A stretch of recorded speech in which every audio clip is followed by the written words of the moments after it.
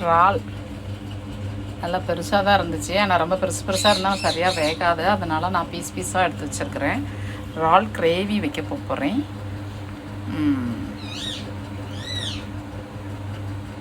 வச்சுட்டு எப்படி இருக்குதுன்னு காட்டுறேன். சமையல் ஃபஸ்ட்டில் இறாலை பொரிச்சு எடுத்துக்கிறேன். கொஞ்சம் கொஞ்சமாக பொரிச்சு அப்படி பொரிச்சு எடுத்துக்கிறேன். முழுசாக வேக விடக்கூடாது.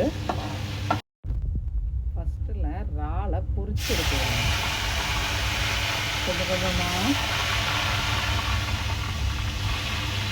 பொரிச்சு அப்படி பொரிச்சு எடுத்துக்கிறேன். முழுசாக வேக விடக்கூடாது. பொரிச்சு எடுத்த அதே எண்ணெயில் பச்சை மிளகாவை போடணும், வெங்காயம் போடணும். அதே எண்ணெயில் வெங்காயம் தக்காளி போட்டு வதக்கிக்கிடணும். நிறைய வெங்காயம் போடணும் கிரேவிக்கு. சின்ன வெங்காயம் கிடைக்கலன்னா பெரிய வெங்காயம் போட்டுக்கோங்க. அப்புறம் பார்த்திங்கன்னா தேங்காய் கூட கொஞ்சோண்டு பெருஞ்சீரகம், அப்புறம் தோல் சீவின இஞ்சி. இந்த இவ்வளவு உங்களுக்கு எவ்வளவு இஞ்சி பிடிக்குமோ அது மட்டும். பூண்டெல்லாம் போடக்கூடாது, இஞ்சி மட்டும்தான் போட்டுட்டு அரைச்சிட வேண்டியது, அவ்வளோதான். அதுக்கப்புறம் தக்காளி எல்லாம் போட்டு இந்த தக்காளியை போட்டு வதக்க போகிறோம். வெங்காயம் நல்லா வதங்கிருச்சு. இப்போ தக்காளி போடுறோம். அது கூடவே என்ன செய்கிறோம்னா பொரிச்சு வச்ச இறால் இருக்குல்லையே அதையும் சேர்த்து போட்டு வதக்குறோம். ஏன்னா இன்னும் நல்லா ஃப்ரை ஆகும். அதனால் நல்லா வதக்கணும். வதக்கிக்கிட்டு தான் அதுக்கப்புறமா தான் பட்டுத்தூள் மல்லித்தூள். இப்போ நல்லா ஓரளவு வதங்கிச்சு.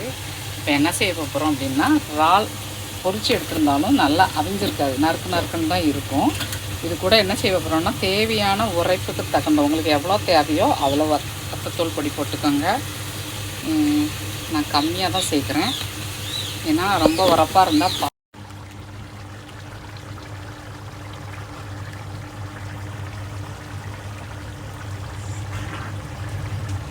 தேங்காய் சேர்த்தாச்சு.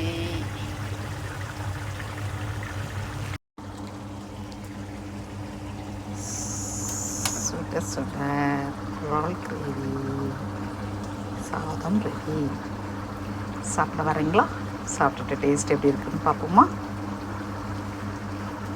இறால் கிரேவி பிடிச்சிருந்தா லைக் பண்ணுங்கள், சப்ஸ்கிரைப் பண்ணுங்கள்.